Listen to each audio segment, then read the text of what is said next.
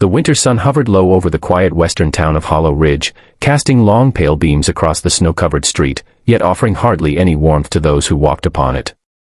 The morning had begun like any other, but something in the air felt heavy, as if the world itself were holding its breath. And that was when 7-year-old Mira Halston noticed the woman on the bench, an obese, lonely widow with soft, sorrowful eyes, holding 2 worn ragdolls against her chest as though they were the last pieces of her heart left unbroken. If you believe kindness can still change a life, if you believe everyone deserves a second chance, then please like, comment, share, and subscribe to Kindness Corner. And tell us in the comments, where are you watching from today? Mira tugged gently on her father's coat, but he was distracted by the errands he had planned.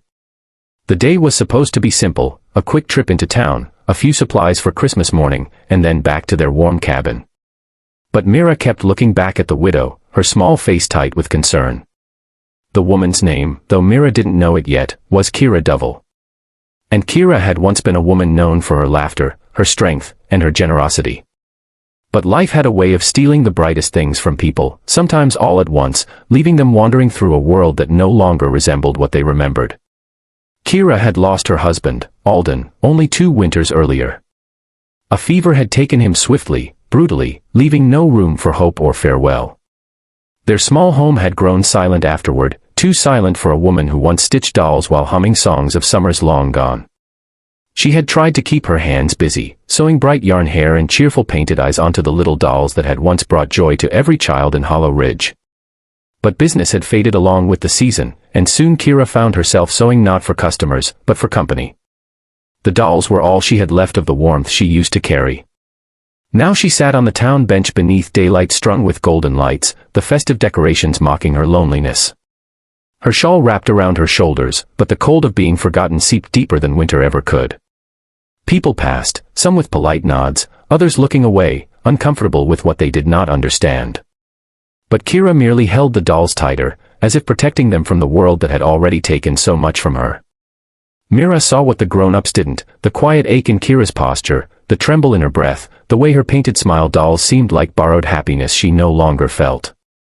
Myra's father, Rowan Halston, finally noticed his daughter's silence and followed her gaze. He recognized Kira instantly. Everyone did, even if they rarely stopped to speak anymore. Rowan felt a pang of guilt. He had once bought a birthday doll from her years ago, back when she still greeted customers with radiant warmth. He hadn't realized how far she had fallen from that version of herself. As the morning wind stirred, Kira brushed a tear from her cheek, hoping no one saw. But Mira did. And that was when the little girl whispered the question that would alter the course of their Christmas forever. "Daddy, can we bring her home for Christmas?" The innocence of her request held no hesitation, no fear, only genuine compassion. And Rowan felt something soften inside him, something he hadn't realized had grown cold over the years. Rowan knew that inviting a stranger, especially one drowning in her own grief, into their home was no small gesture. But he also knew what Mira did not, that some people survived winters of the heart only because someone else offered them shelter. The hesitation in him faded as he studied Kira's trembling hands. She didn't look needy, she looked abandoned. And there was something profoundly different about the two. The snow began falling lightly as Rowan approached her.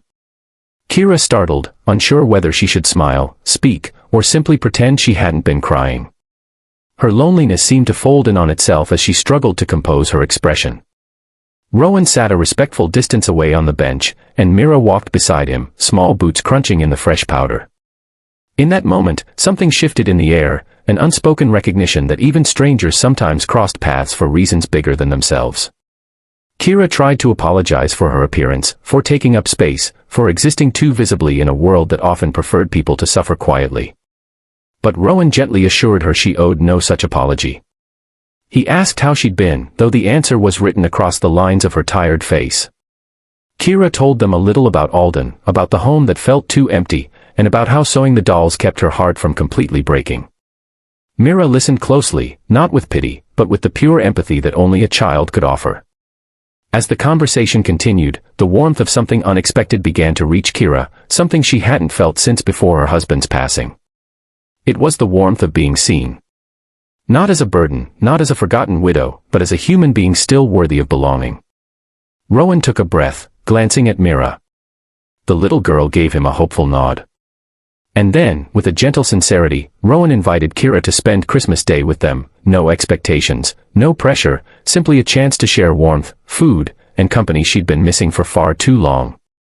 Kira pressed a hand to her mouth, overwhelmed by the sudden kindness.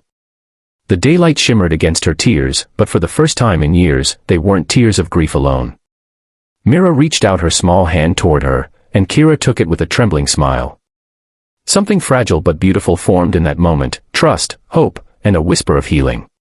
If this story is touching your heart so far, please don't forget to like, share, and subscribe.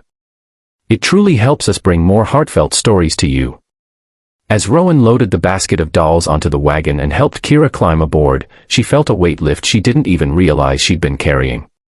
The road to their home sparkled under the pale winter sun, and for the first time in so long, Kira felt she wasn't walking it alone. Not every wound heals quickly, and not every heart forgets its losses. But sometimes, all it takes is one unexpected act of kindness to start melting the cold that has settled within us.